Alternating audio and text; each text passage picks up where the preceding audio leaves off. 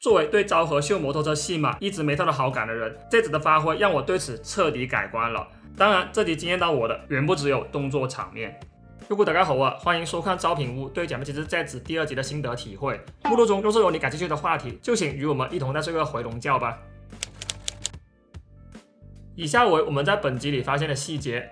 依照第1集已公开的情节推测，开局画面中出现了残缺的月亮，暗示我们接下来看到的是某人继富士田铁也的梦境，进而合理推测出这一分镜所处的地点是警局。随即一只手从门内穿出，打开了这扇门，且门里头出现的竟是梦魇。后在诺克斯的诱导下，铁野的梦境开始被梦魇侵蚀。具体可通过铁野的深层内心世界出现的3扇心灵之门及后续画面中残缺的月亮被染上了血色来确认。基于这整段所呈现出的画面推测，即便梦魇从梦主的深层内心世界跑了出来，仍有无数的枷锁限制着他。至于是不是得等他把心灵之门全部开启，枷锁才会消失，就不得而知了。具体看下集。而且这一集梦魇出现，可能跟上集 Nox 在医院里跟铁野擦肩而过有关。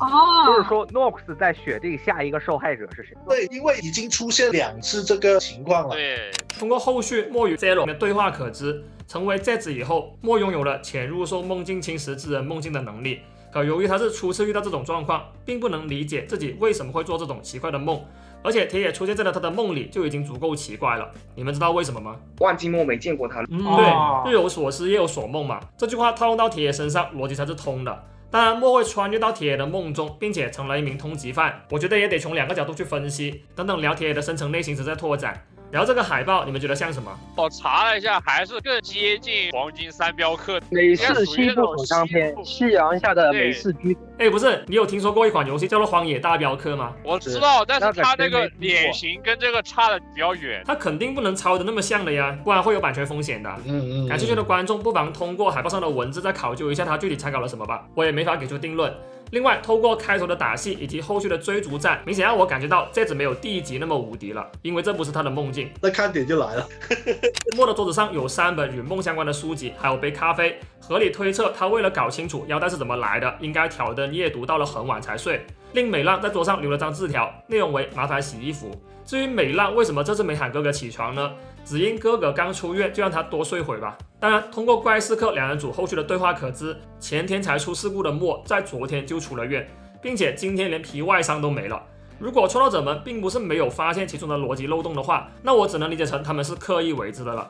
惩罚身后的玻璃板上写的是铁野对事故车辆的调查信息：1. 驾驶座及车内未检测到指纹； 2. 未发现有人乘坐的痕迹； 3. 车辆为失窃车辆。另外，橙花这里打开的是微波炉或者烤面包机，通过它的表情大致可以判断里面有样已经发霉发臭了的食物，或者说是面包。仓库内是想通过它这个操作让怪事客那股味溢出到屏幕之外，包括他初来乍到时的表现同理。闻了一下，哇，感觉空气不太好，有没有熏熏嗖嗖的味道？一股臭男人的味道，体香出来。而且这个空间不只是公干，生活痕迹也很重的。对，就他经常住在车里嘛，单单是怪事客的工作环境就足以勾勒出铁野的基本人设了。对。另外，妹妹与铃梦相关的情节，我想要等下集播完再一并展开，这次先跳过。当然，妹妹相关的，我上期已经挖过一轮了，方向肯定是对的，没看的等等可以去补。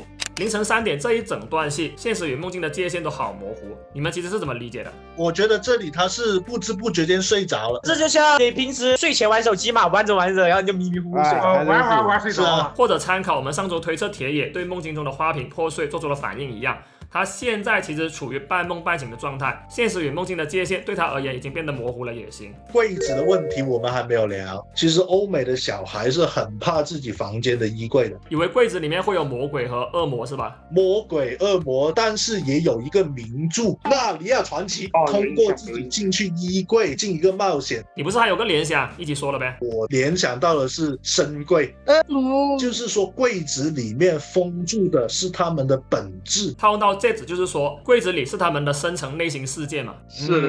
接下来是本集出现的一些数字上的讲究合集哈。首先是莫的出生日期，平成14年9月1日。日本那边也跟中国一样讲究生肖的，平成14年就是2002年马年。我一说马，你们应该就懂了吧？UMA UMA 未确认生物。对，至于9月1日，9在日本是一个很不吉利的数字，就有个酷的发音，和苦相似。对，因此9月1日在我的理解里面就是苦难的第一位，或者说最苦的意思。苦都是 No.1。对，对了，梦里的货车的车牌号53，你们觉得有什么讲究呢？这个我知道，5是过，3是密，合起来就是国密垃圾。对，因为能联想到垃圾，所以日本那边也是尽量避免使用53作为车牌号的。但梦里还是给货车套了这样一个车牌，对应了他本人的处境。或者说怪事客在同事们眼中就是个垃圾部门嘛。对，我再讲个比较搞笑的哈，这集开头那辆货车的车轮是没入境的嘛。初看的时候我还在想，为什么警局旁边会有个像是军事基地一样的地方？后面才反应过来，这是辆货车，是他的办公室。已经不是窗边组了，是窗外组了。我操！哦对，梦里的货车上也有个9-1，不过我猜这个和默的生日的含义是不太一样的。节目组可能是想通过 Q 那个酷的发音来联上 Kuso， 反正应该是在对应铁野的心境，后面跟的一则是在表程度。而且再想深一层，铁野在梦中把53和9-1贴到货车上，是不是也可以解读成他的深层内心同样认为怪事客是如此这般的部门呢？然后我纠正下上期对于51这个数字的理解哈。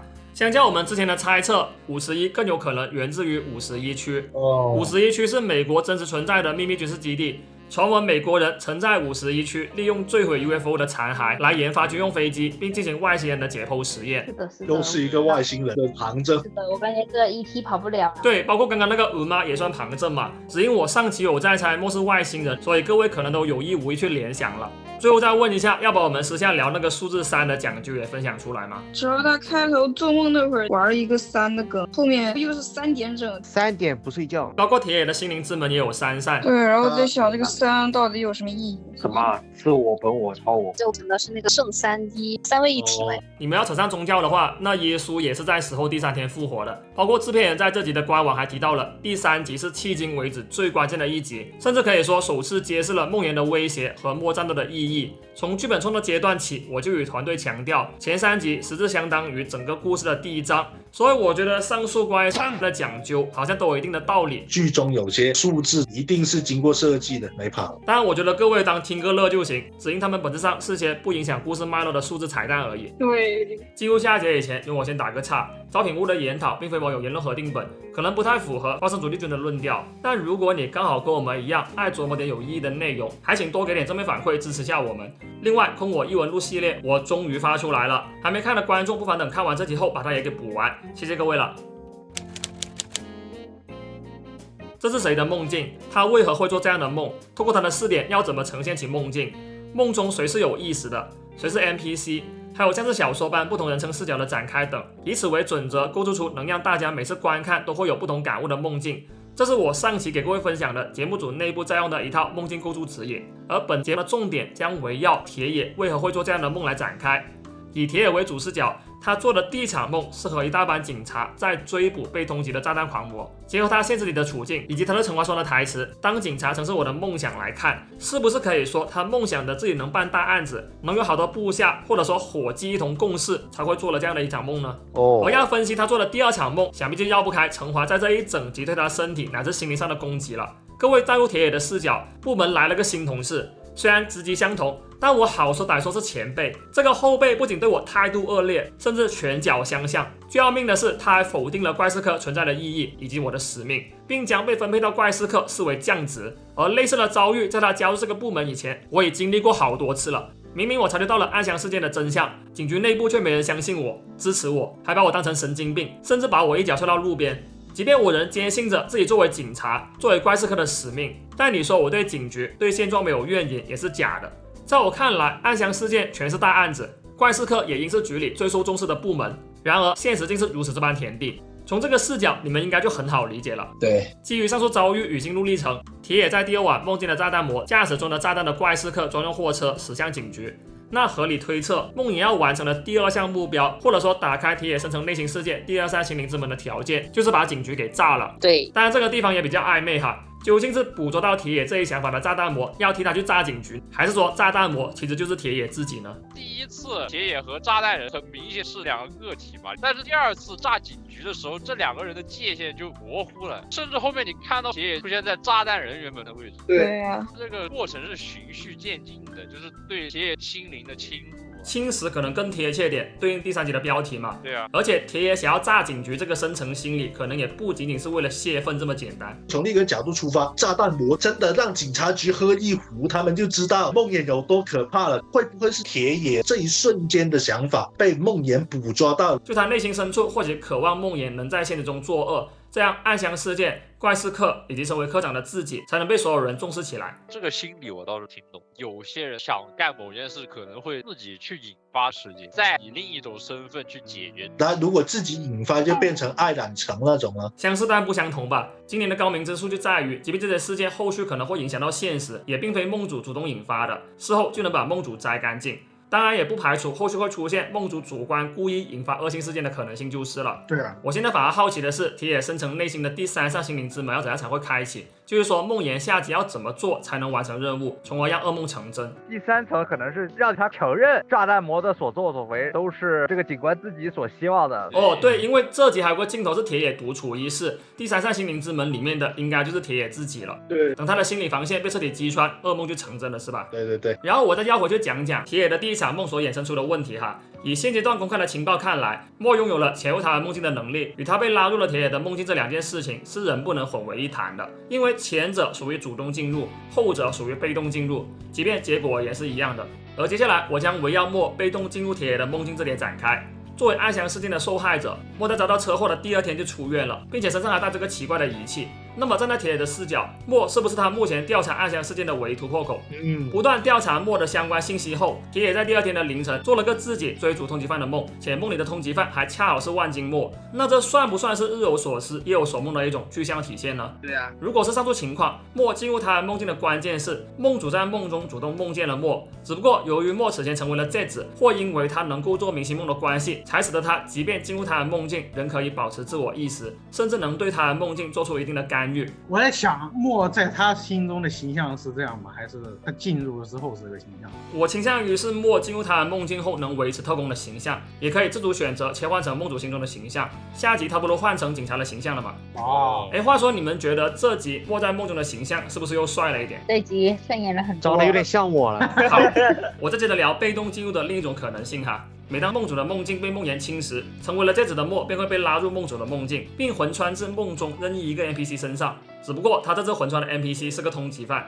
那这种情况的关键是，当梦魇侵蚀他的梦境时，莫便会被一同拉入对应梦主的梦境。虽然上述2种情况的结果是一样的，但内里的运行逻辑是不同的。而且我判断后续无论是剧内还是剧外都不会对此做出更详尽的解释，才显得说我给各位捋一遍，方便大家理解并对此做出修正。当然，从长远发展的角度来看，节目组采用第2套逻辑的概率更高，因为这样能更方便创作者们开展故事，也能更有效地引导莫乃至屏幕之外的我们主动从每一场梦境中搜寻线索，并逐步推测出谁是梦主，他为何会做这样的梦，以及背后折射了怎样的深层心理。悬疑推理元素拉满了的前提下，即便这子单元剧性质更强，都能保持每一集的话题度。对，且依托于这子的世界观，节目组还能设计出独一档的解谜过程、逻辑线反转或是闭环等。这也是我认为今年这档节目与招品屋十分契合的原因。毕竟我们的优势在于能汇聚这么多有趣的灵魂进行头脑风暴，无论最终答案正确与否，这个探索的过程本身就充满了乐趣。也希望负责守美文的我成功的将这份乐趣传递给了屏幕前各位。最后，基于这集的展开，我再分享一个心理上的讲究哈。上期我有聊到过，富士间铁野的姓氏取自于富士山嘛，而富士山是处于休眠状态的活火山哦。活火山是不是能联想到爆炸？所以你们想想，为什么铁野的梦魇是个炸弹魔？有说法了，好吧。然后南云成华的名字取自于茄子嘛，如果后续要拿它来开刀，那成华的梦魇会不会和茄子有关呢？也可以只是紫色的，没关系。或者玩一玩演员梗，和狼有关系行不行？这个狼出来挺好。哎，等一下，我记得法国有一种茄子叫做野狼茄。哦，敬请期待了。本集同样有副音轨，那么这一趴我将继续分享下2位制片人与上古内聊到的重点。还是那句，全网独一家，各位后续还想看就请多给点正面反馈支持吧。心灵之门这个设定最开始是由上古内提议的，莫作为特工在梦中执行任务时需要一个目标，于是上古内将其具象化为了一扇门。门的另一边是梦主的深层心理，莫要做的就是去探寻并揭开这扇门。他们希望能通过这样一个流程去拯救梦主。然后铁野的深层内心世界不是有3扇心灵之门吗？我认为这既是为了给梦魇实现目标设置点难度，也是为了给Z阻止噩梦成真一点反转的余地。每集副标题的呈现方式是上库内以轮盘为灵感来源设计的。古中批在此基础上又在日文标题展示以前增添了一个英文标题，臭皮则在吐槽每次都要为新一集想多个英文标题，很头疼。这集的皮套演员新田健太是渡边淳和上库内物色的，这也是考虑到了今年的皮套在材质以及对演员的要求会比较特殊等因素。新田平时主要做舞台剧以及动作指导类的工作，接到邀约时他也十分惊讶。上库内有称赞新田明明平时不在特摄片场工作，适应力和瞬发力却很强，拍摄动作戏时他也有给出许多有建设性的提议。上库内有吐槽这一幕莫不用投币就能转扭蛋机，很羡慕。然后古中批有补充解释到，因为先前莫向 Zero 说了自己不会英语，所以关于孟加拉的说明 Zero 很贴心的把英语转化成了日语。另外 Zero 进摩托车人的出现也是古中批的坚持，而关于车头灯是脸这一点，他和设计师解释了很多遍过后，对方才理解。众所周知 Zero 的皮套演员是永德嘛，拍摄初期他也得兼顾嘎布那边布拉姆的戏份。另为了照顾到金井龙太郎的演出，永德自己也非常努力的练习了很多英语。这里顺便再科普一下，在拍摄现场为了配合真人出镜演员的演出，除了肢体动作等，皮套演员有时候也是要说台词的，但后期才会让声优重新为其配音。为了拍摄本集的大场面动作戏，这次甚至找大人物们去协调进行了道路封锁。作为电视节目，想要做到这种程度是很难的，而事实上出来的效果也着实惊艳到了我。毕竟我本人对于假面骑士的摩托车戏一直是不太感冒的，能让我说出这番话，足见其含金量之高了吧。然后上库内有说，以往考虑到节目时长不足以分配，或是动作戏的速度感等情况，他们都会把拍摄的画面稍微加点倍数的。而本次的摩托车戏几乎没有这么做过，真的是以相当快的速度在追逐。对此，古中批也在吐槽，他以为自己能看到期待已久的摩托车戏了，结果以制片人特权去到现场才发现哪都待不了，只因自己会被拍进画面里头。铁野和神华两人的直接相同是古中批提议的，毕竟他俩要是上下级关系的话，剧内很多情节就没法展开了。南云成华是以优异成绩通过国家公务员综合职考试的精英，这不仅意味着他笔试成绩出色，连身体素质也是精英级别的。然而出入警察局他就被分到这样一个边缘部门，甚至都不能说是边缘了，分到一个路边部门，都不知道是否正因他太过优秀，浑身散发着傲气，负责分配新人的领导才故意将他调去怪事课，想要挫透他的锐气，甚至可能是有意打压。正因如此，我对他在这一整集做出的种种越界行为反而能够理解了。试想一下，刚踏入职场，或者说成为了梦寐以求的警察，他正憧憬着自己未来能办什么大案子，比如去捉炸弹狂魔之类的。结果现实是他被分配到一个办公环境如此恶劣的部门，与一个脑袋尖尖的前辈共事，且对方还3番4次在挑战警察的底线。梦还没开始就被告知永远无法实现了，请问谁又能有好脸色呢？只不过他那股怨气啊，与前面提到怪事科的那股味儿相比，着实是有过之而无不及，都是能溢出屏幕熏到观众的程度就是了。那我想于第3集结尾或者后续的剧集中，在成华身上看到的变化是，他能对暗箱事件、怪事课、课长彻底改观，并为自己曾经做出的种种行为道歉，而且下集就有给他一个转变的契机。只要他能通过漫天飞舞的紫色蝴蝶，或者铁野被梦境侵蚀等迹象，确认暗箱事件的真相实为梦魇作祟，他大抵便能明白铁野这一路的艰辛，接受自己身为怪事科成员的职责与使命，并协助铁野甚至协助墨共同解决暗箱事件。包括后续若是有调到刑事部这类核心部门的机会时，他能毅然决然的选择留在怪事科，这个角色就算彻底立起来了吧。其实有关这部分，本集还有个细节，便是成华并不允许铁野直呼自己的名字。如果后续铁野再次直呼成华之名，而他没有反驳的话，我们就可以默认他已经接受铁野了吧。但该说不说，他接受铁野也接受现状过后，能不能稍微改善一下怪事科内部的环境，或者说想法子把他们的办公室拽到警察局内部，发挥点他身为精英应有的作用呢？总不能每次进来都摔个四脚朝天吧。当然他有心练就铁野这种上车技巧的话，当我没说，别摔着摔着又急眼了就行。更多内容我们下周再聊，各位还有闲心不妨把空我一文录一同看了，也祝各位今晚能做个好梦。